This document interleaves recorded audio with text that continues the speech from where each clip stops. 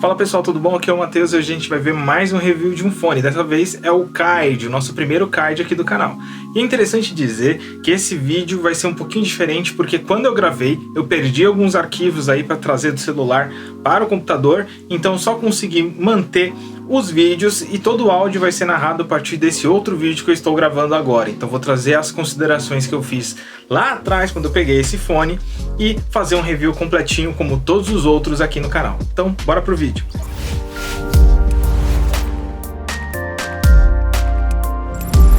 Bom, basicamente a primeira coisa que eu vou dizer é que esse fone já está comigo há um bom tempo.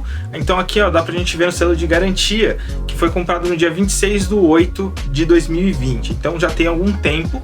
Porém, esse fone já quebrou. Esse fone quebrou com 4 meses de uso. E quem estava usando esse fone era minha mãe. Ela queria um fone para poder usar enquanto ela ia fazer uma caminhada no esteiro ou uma caminhada no parque. Justamente ela comprou e em 4 meses de uso ele já quebrou. Tirando essa má notícia, o que a gente pode falar desse fone é que logo de primeira a gente já vê algumas coisas bem estranhas, como aqui na caixinha. Na caixinha ele indica que você tem o Noise Cancelling e um bom balanço sonoro, né?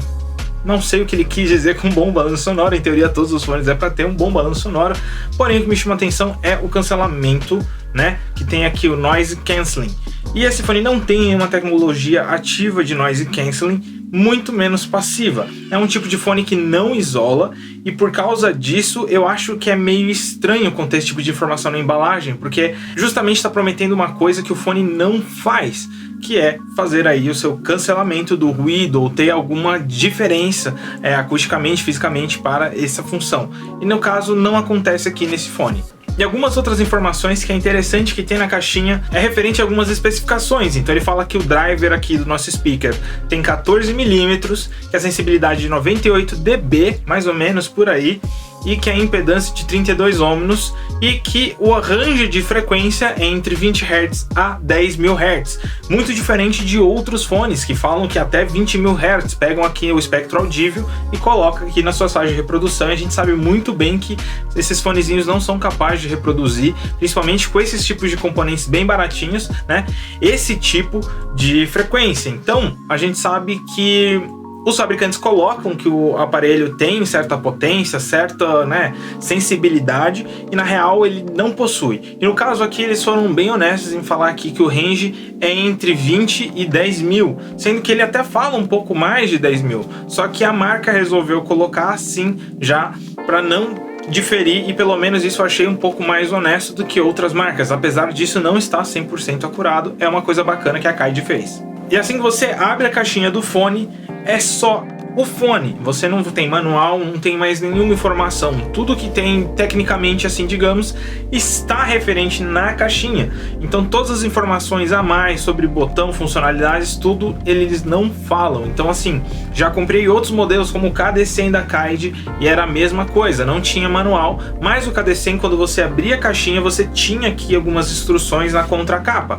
E então eu não consideraria que era necessidade. Mas no caso desse fone que tem duas coisas bem interessantes, eu acho que seria legal a Kaid começar a colocar os manuais, porque tem muita gente que ainda não sabe como é que funcionam os botões, ou tá procurando como é que usa no celular, não usa só no computador.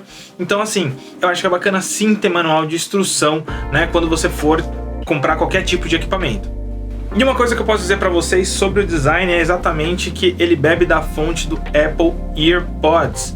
Como muitos outros fones, né, eles se baseiam nesse design por causa do tipo de resposta de frequência, ele suga direto da fonte.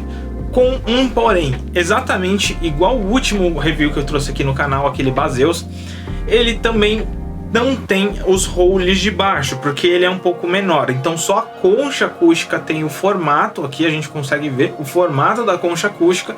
Então ele tem o holes de saída na reta, ele tem um biquinho na saída porque ele é um pouquinho menor, né, do que a concha do EarPods, e dá pra gente ver aqui, eu mostrei no dia essa comparação, e ele também tem o hole traseiro, então ele já ajuda bastante a não ficar sobrando muito daquele médio grave, né, ficar aquela coisa embolada. Isso ajuda um pouco a aliviar os agudos e a gente sente essa diferença na resposta. Então assim, já pulando já sobre o design e resposta de frequência, que eu acho que essas coisas caminham bastante quando a gente fala desses modelos de fone, o que eu posso dizer é, então esse fone é bem mais equilibrado do que o Baseus H19, mesmo sendo um fone bem mais barato, a resposta de frequência dele é infinitamente melhor do que o H19. Eu já acho mais equilibrada e gosto mais, apesar dele não ter aí uma grande definição nos agudos, que eu acho que é onde esses fonezinhos que não são tão bons assim, que pecam em qualidade de componente, acabam sofrendo, né? Muita gente economiza no plástico, e quando você tem essa concha, é importante que você tenha um plástico muito legal, assim, que ajude a rebater os agudos, né? Refletir os agudos, senão você acaba perdendo essas frequências que são mais delicadas, né? Mais sensíveis, que são as frequências mais altas dos agudos. Então é exatamente como eu tô falando aqui com vocês agora. Se eu coloco minha mão na boca, ela vai ficar muito mais abafada, porque eu estou impedindo os agudos de se projetar. Os agudos são frequências que são mais direcionais, então elas precisam de ter um caminho para chegar até o seu ouvido. Então quando você tem um plástico muito bom que não barra os agudos e ajuda, por exemplo, a direcionar, é igual o movimento natural quando você está conversando com alguém está muito longe, você vai gritar e você faz aqui uma concha acústica com a sua mão para você projetar o som. Então exatamente quando você não projeta o som e você precisa de um plástico legal com uma resistência totalmente calculada para fazer isso, e é mais caro também para você ter um material mais de qualidade. Então quando você não coloca dinheiro e não investe nesse tipo de coisa, acontece isso, de você não ter uns agudos bem legais, quando você depende da sua física para ajudar na resposta de frequência. Então não é só uma questão do componente, do speaker em si, mas é todo um conjunto que no final traz um resultado. Então, resumindo aqui, pra gente não falar muito mais coisas, esse carinha aqui, ele é muito mais equilibrado do que o H19, porém ainda falta agudo. Mas eu considero que ele tem uma resposta de frequência mais agradável para você que quer escutar música. E o que eu acho interessante desse formato dele, dessa concha, é que ele tem um biquinho pequeno. Então tem muita gente que não gosta, né, do formato do fone da Apple, pode se adaptar um pouco melhor. Minha mãe prefere muito mais esse formato com esse biquinho, né, do fone, do que o fone da Apple. Só que em resposta de frequência, minha mãe prefere muito mais a qualidade do fone da Apple. E aí eu acho que é um campo muito perigoso da gente começar a discutir e falar, porque exatamente um fone custa 30 reais e o outro fone custa 180 reais, 200 reais, depende aí de onde você vai encontrar a época e se você pega uma promoção. Porém, eu acho muito legal trazer esses dois modelos e comentar sempre baseado com o fone da Apple, porque, igual eu disse antes, todos os fones se baseiam mais ou menos nesse design, por esses propósitos. Então é legal pegar aí da onde originou esses demais projetos e a gente fazer uma comparação para saber até onde ele é bom. E é por isso que eu acho legal fazer esse tipo de comparação, porque eu estou falando aqui que um fone de 30 reais tem uma resposta de frequência melhor do que o outro fone, o H19, que foi mais caro na época, a gente pagou 60 reais, mas teve gente lá no vídeo que comentou que falou que pegou 9 reais no AliExpress e pegou promoção que pagou 30 e tudo mais, que aí fica o mesmo preço do Kaid. O Kaid eu comprei numa vendinha aqui no Brasil, e eu acho que em questão de qualidade sonora eu preferiria ter esse Kaid. Só que tem um grande lance aqui. No começo do vídeo eu já falei pra vocês que ele quebrou em 4 meses de uso. E não foi 4 meses de uso intenso, foram poucos usos. Então assim, eu comprei o fone, entreguei pra minha mãe, porque ela queria exatamente esse modelo. Ela usou durante um tempo, falei, ei mãe, como é que tá e tudo mais? Legal, falei, presta pra mim que eu vou gravar, no futuro eu vou trazer os vídeos aqui pro canal e tudo mais. Fiz lá as gravações e depois de umas semanas, né, ela chegou pra mim e falou, ó, o fone quebrou. Basicamente o fone tinha parado de funcionar um lado. Eu abri, refiz as soldas, aparentemente não tinha nenhum problema, acabei refazendo a solda e funcionou, entreguei pra ela. Funcionou mais algumas semanas e o fone morreu. E o que me leva a pensar é que se vale a pena realmente comprar esses tipos de fones que quebram bastante. Como eu falei anteriormente, eu tenho o KD100 da Kaid, eu gosto muito desse fone, eu acho que é um fone bem legal, que tem uma resposta de frequência incrível, milagrosa pelo preço de 50 reais, que foi às vezes que eu comprei aí algumas lojas aqui no Brasil. E eu quero falar uma coisa, os dois fones desse do KD100 que eu comprei quebraram também em alguns meses de uso. Um parou de funcionar um lado e o outro tipo ficou um lado muito mais baixo do que o outro, eu achei que era sujeira. fiz a limpeza e tudo mais, não adiantou, eu abri o fone, aparentemente não tinha sujeira, não tinha nada do falante, mas ele teve esse problema aí e pode ter sido uma questão de cabo. E eu fiquei pensando se realmente vale a pena comprar algum fone assim da Kaid, porque todos os contatos que eu tive são fones que não duraram pelo menos 6 meses.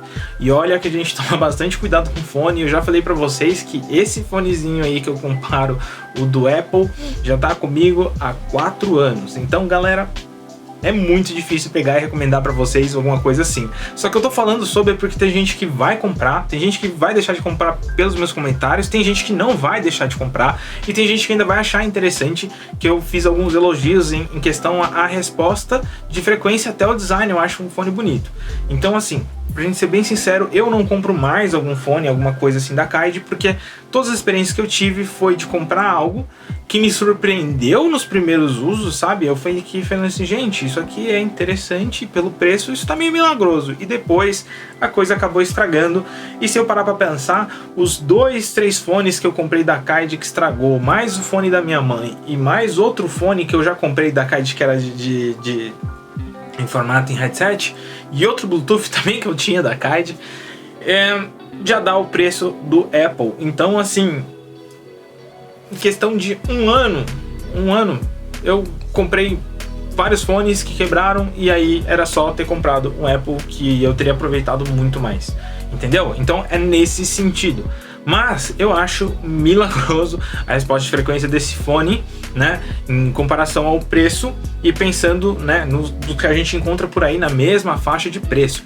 E aí eu chego no outro ponto que eu falei pra vocês lá atrás, que tinha outra coisa que era legal nesse modelo, que é exatamente aqui onde a gente escuta música com ele. Então, nos botões do fone tem uma coisa muito interessante, que é um dimmer igual o H19. O Baseus H19 eu mostrei o dimmer pra vocês e eu falei lá que ele, né, corta ali a tensão elétrica, por isso que a gente tem ali a redução do volume. Então você pode deixar o celular no máximo e mexer no dimmer, e o dimmer desse fone funciona muito bem. Então, assim, o da Baseus eu lembro que eu tinha que deixar o volume no máximo para ter aí, né, a maior qualidade e não perder um pouquinho mais ali dos agudos, porque eu lembro que quando você tira um pouco do dimmer, ele dava uma abafadinha um pouco anormal, assim, porque ele cortava, né, intensidades de sinais elétricos mais específicos. Agora nesse aqui, pelo que eu me lembre, não acontecia isso. E isso eu achei sensacional. Eu não sei como a Kaid conseguiu, mas o dimmer de volume é muito bom. E ela tem um botão de ligação que é padrão igual aos outros fones, que eu não vou mostrar aqui, mas se você aperta uma vez você atende a ligação, se você aperta e segura você recusa a ligação, e se você aperta 2 vezes você chama o assistente. Você tem que apertar 2 vezes assim rapidinho, você acaba chamando o assistente. Se você não tiver em modo de ligação nenhuma, você apertar e segurar, você também chama o assistente do Google. Então é por isso que às vezes quando você não coloca o fone até o final, e aí você tem ali uma tensão no seu cabinho, no seu jack, né, aquele plug de 3,5 milímetros, você cria ali uma tensão elétrica que fecha um curto, e aí ele chama o assistente do Google. Sabe quando você coloca um fone de mais vias em cima ali do fone celular ou qualquer lugar, e ele ativa alguma opção ou fica apertando alguns botões, dando ok? Exatamente por isso, porque aquele botãozinho, quando você fecha, você gera um curto que ele manda um sinal ali pro jack, e ele identifica que é uma ação que você tem que tomar. Por isso que você tem aqueles paus de selfie também que tem cabinhos P2 e você consegue tirar foto. Exatamente ali porque você tem esse tipo de programação. No mundo do universo do áudio, a gente tem bastante coisas que a gente chama de foot switch. A gente tem algum pedal, então, por exemplo, um amplificador de guitarra. Você pode ter um amplificador que tenha o som limpo e o som distorcido, a grosso modo. E aí você tem um pedal chamado foot switch, que tem ali um plug, né, um TRS, que é um plug como se fosse um P2 grandão, um P10, né, um cabo P10, e aí você pluga, que gera um curto, e aí ele muda a chave do amplificador ali, né, fisicamente. Então funciona exatamente igual. Por isso que esses botõezinhos podem bugar às vezes quando não tá legal, ou quando está bem sujo a entrada do seu celular, ou quando está tendo aí alguma interferência, ou algum curto interno do fone. Então, muitas vezes tem gente aí que tem problema, que já comentou, e eu tô aproveitando trazendo esse vídeo aqui porque eu tô trazendo muito mais informações além do fone, né? Porque várias coisas vêm juntos.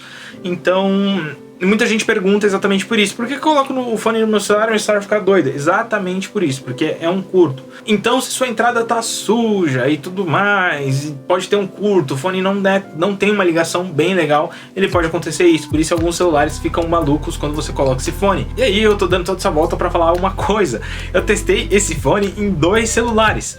Um celular foi o Mi 2 Lite, que é o que tá no vídeo, que funcionou perfeito, legalzão assim, foi onde eu mais curti, e no Mi 9 Lite. Quando eu usava no Mi 9 Lite, cara, o celular ficava maluco. E assim, não sei se era por causa do cabo, do formato, do plug, mas ele toda hora chamava o assistente, ficava dando play, pausava, ficava ligando, ele até chegou a abrir o pai. Juro pra vocês, o celular ficou maluco e ficou além do normal. E eu não sei por que isso aconteceu no meu celular. E eu falei assim, puta, se isso acontecer no celular da minha mãe, ela não vai conseguir usar também. E no dela não aconteceu. E eu não lembro qual é o celular da minha mãe, mas é um Motorola. E, meu, basicamente eu fiquei pensando nisso. Eu não testei esse fone, porque na época eu não tinha, né, um celular com iOS perto, assim, pra testar em alguma coisa, igual eu já fiz com outros modelos aqui. Porém, tem esse risco, sabe? Então, se você tá numa loja, se você tá lá, a minha dica que eu posso te dar é o seguinte: sempre teste os fones. Então pede lá pra pessoa testar, sempre nessas lojinhas que eu vou e compro alguma coisinha ou outra, sempre pedi pra testar e a galera sempre deixou. Então, minha dica é essa: teste o fone e ver se isso vai acontecer, tá? A última coisa que eu posso falar sobre eles é a qualidade do microfone. É uma qualidade aí que tá totalmente dentro dos padrões de um fonezinho como esse. É bem parecido com o microfone do H19. Então assim, não tem aqui ele para fazer o vídeo mais, porque na época eu não estava pensando em fazer esses testes para mostrar, só que eu vi que é bem importante, que vocês pedem muito. E tem um grande lance nisso: ele parou de funcionar e eu testei e o microfone não pegou de novo. Então assim, não teve como fazer o teste do microfone, mas acreditem em mim que é exatamente igual o do H19, que é exatamente igual o de um monte de outro, menos do Lenovo XT89, porque eu não sei se aquilo é Lenovo também, tá bom? Então beleza. Pronto, pessoal, o que eu tinha pra falar pra vocês é isso. Muito obrigado aí pela atenção de vocês. Então eu sei que esse vídeo foi um pouco diferente, eu trouxe muito mais informação para complementar, e como eu já tô um bom tempo sem trazer alguma coisa pro canal e eu tinha esses vídeos gravados, eu falei, eu vou reaproveitar, trazer mais informações para compensar, e logo menos eu vou tentar procurar aí mais coisas para trazer para vocês, e também talvez pegar alguma coisa ou ver com algum amigo de pegar emprestado para trazer aí um vídeo de um review e começar também a produzir outros tipos de coisa relacionada ao universo do áudio. Então é isso, espero que você tenha gostado bastante desse vídeo, e muito obrigado pelo apoio, pelos comentários, pelas críticas que tem surgido aí no canal, e por você que toda vez que você chega aqui e se inscreve. Um grande abraço para você e muito obrigado, valeu e até uma próxima. Até mais.